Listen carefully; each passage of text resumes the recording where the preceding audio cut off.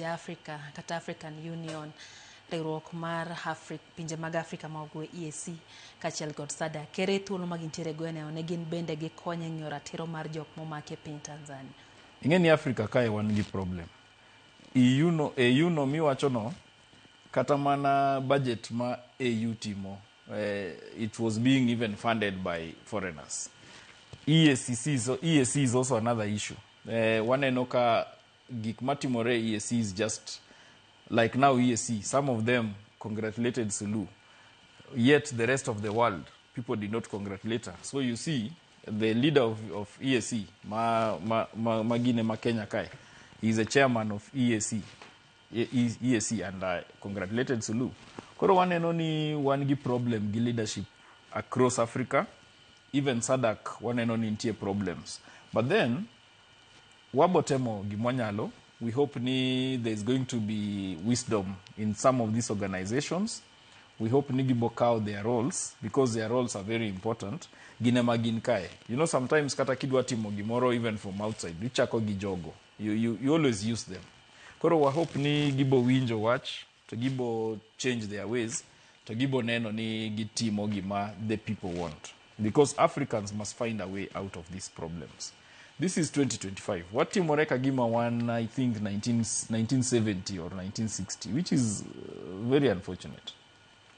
Ino nadere ruok hainya to jotend pinjegi mag Afrika ma ugwe iwacho kendi ne gin na gioro puoch gi pak to die jotelo maya pinje moko ma oko kamana mag Afrika ma bende ne oko oro kalore kit yiero kaka nobedo. King'yo jotelo ma piny Kenya ma piny Uganda dipone gitemo mondo giti kanyakla kendo giket kitelo machalre ne pinje adek. Gimoneno waneno kama notimore nikech ing'e gima wayudo ni dhi marach ni what take the democracy of East Africa is going backwards. To waneno ka this is very unfortunate because nitie discussion magitimo. In fact mane ikawa ing'e ni nokawa nikech wach by elections. Ok nokawa ni wach moro. Ok nokawa gi jo Uganda. Nokawa manikawa gine Uganda kanyo. It was because ne wawacho ni wadhi chungo by elections. Ne wandiko ne IBC on the 1st of September to negi reply 22nd. To one koro ne waneno their reply and it was saying nothing. So we said ni we mondo wadhi watim gimwatimo Uganda mondo waduog koni kwa dhi chung that by elections. Koro these are things ma neno ni ngato no gocho from here. So the reality of the fact ni jogi riwore mondo gikel problems for their citizens is very unfortunate. But wase wacho gimoro.